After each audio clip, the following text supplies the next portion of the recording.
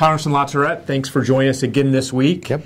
It feels a little bit like Groundhog's Day, but it's hard for us to have a conversation about what's going on in Washington without once again talking about immigration reform. What's new, what's happening, what's changing, what's the prospects? Well, the Senate keeps plodding along, and they're expected, I think, to have a vote sometime this week on whether they can pass it. But last Thursday, Senator Cornyn, who had an amendment that basically dealt with border security first and then pathway to citizenship second, his amendment was defeated, I think 53 to 46 or some such thing. And that really throws the whole thing into a ball of wax again. And so I don't think anybody does know. Over in the House, we had a 6-hour press conference on Wednesday last week by Iowa Republican Steve King, who sort of ignited the Tea Party faction and vowed to fight it. You also had Speaker Boehner indicate that they're not going to move forward immigration reform unless a majority of the Republicans are supportive. So I think that they being the House, will continue to move immigration reform in bite-sized pieces, but the chances of comprehensive immigration reform are a little dimmer this week than they were the last. And I'm sure we'll be talking about this again in the weeks to come. I think probably for the rest of our lives. Well, that's not been the only thing that's been going on in Washington this week. The Farm Bill, in the past, what's been a kind of non-controversial, must-pass, must-sign bill, has ignited a lot of controversy. And we saw the unusual moment of a bill being brought to the floor and failing to actually get the votes to pass by the majority. What's going on with the Farm Bill, and what are the prospects?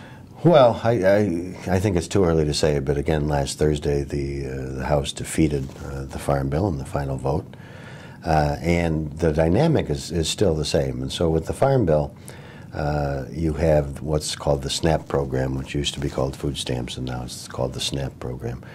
And the bill that was brought to the floor had pretty significant reductions and restrictions on the food stamp program.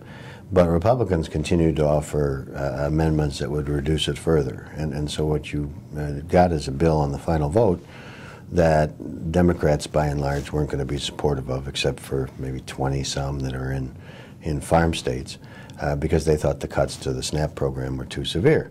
On the other side, you have 60-some Republicans who, and this is the same drama that played out all of the last Congress, that think it spends too much money, doesn't cut SNAP enough, and so they vote against it too. And when you put those sort of forces together, and that is most of the Democrats and 62 Republicans, you can't pass a piece of legislation. And the challenge this week is for the Speaker and the leadership in the House to sort of put together the pieces and figure out where it's going to go. At the end of the day, will they have to move the bill further to the left to attract more Democrats? Because obviously, as you mentioned, they moved the bill to the right hoping to attract Republicans, right, but still 62 Republicans voted against it, and they lost almost every single Democrat on it.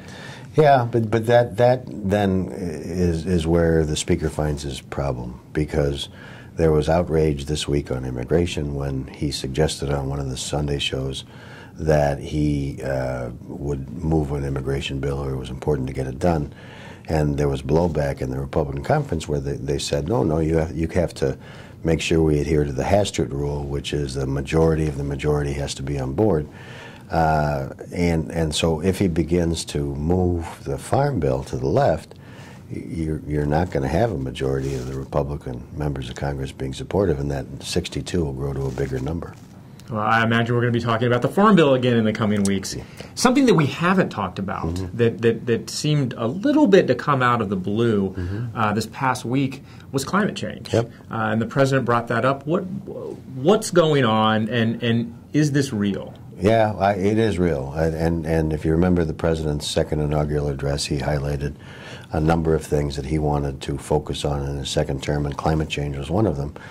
And what his administration did during the first term was propose regulations on carbon dioxide emissions from power plants to be built in the future. The news last week was that he now has ordered his administration to begin preparing carbon dioxide and other emission standards for existing power plants. So that obviously impacts areas where coal is used to generate electricity.